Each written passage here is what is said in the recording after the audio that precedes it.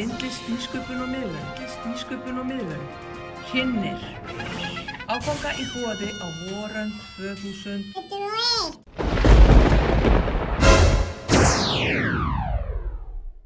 Myndlist, nýsköpun og miðlun bjóð upp á fjölmarga áfanga og hér má sjá alla þá súpu, en það eru ákveðnir áfangar í boði á voran og ætlum við að kíkja aðeins á þá. Í myndlistinni eru 3 áfangar í boði: litur og myndbygging, teikning og myndlist. Og það er eins í nýsköpun og miðli. Það eru 3 áfangar í boði, 2 áfangar í Fab Lab og 1 í grafískri hönnun.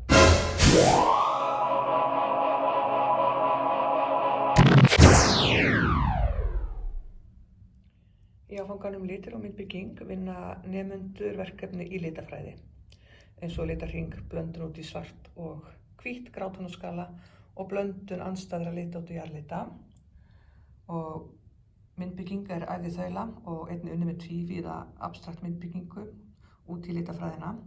Og svo er gerðar æfingar til að ná fram þrívídd með litablöndun og fjarvídd í landslagi. Og svo er nemendum kynntur alls konar munur á litakerfum og allt málað með þekjulitum. Í teikningunni þá er eingöngu notaður blýantur og það er farið algjörlega í grunninn, allt frá línu og út í fjarvídd og mikla skyggingar. Þessi áfangi hendar ákaflega vel bara öllum sem hafa einhvern áhuga á svona að kynna sér. Ef þú voru aldrei teiknað þá lærir það í þessum áfanga. Ef þú ert ofta dúllaður og að teikna og greiða að gera, þá dýpkar allar þína kunnátt og bætir við í verkfærabóksið þitt. Það verður farið, eins og segja, frá allar skyggingar, alveg frá grunni, ljóst, dökkt, ýmsar áferðir. Það er farið í tvívíð form og þrívíð form. Við leikum okkur með abstrakt og raunsæi og svo er farið mjög djúpt í 1 punkta og 2 punkta fjarvídd.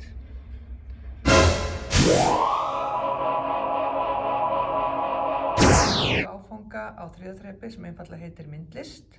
Til þess að fara í þennan áfanga þarf nemandi að hafa klárað 2 áfanga áður, annars vegar litir og myndbyggingu á 1. þrepi og teikningu á 2. þrepi.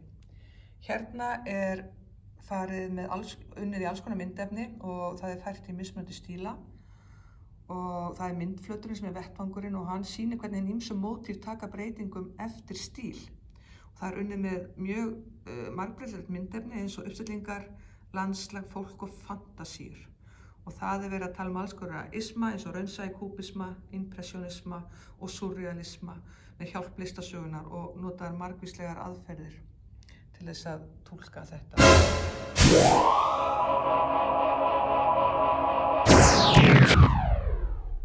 Í grafísku hönnuninni, sem er áfangi á 2. þrepi og krefst ekki undanfara, kynnast nemendur grunnennum í þessari grafísku hönnun.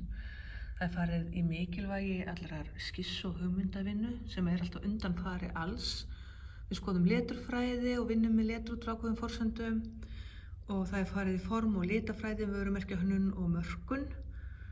Og við spáum sérstaklega hönnun á veggspjöldum og ýmsum umbrotslutum, svo sem bókum og bæklingum.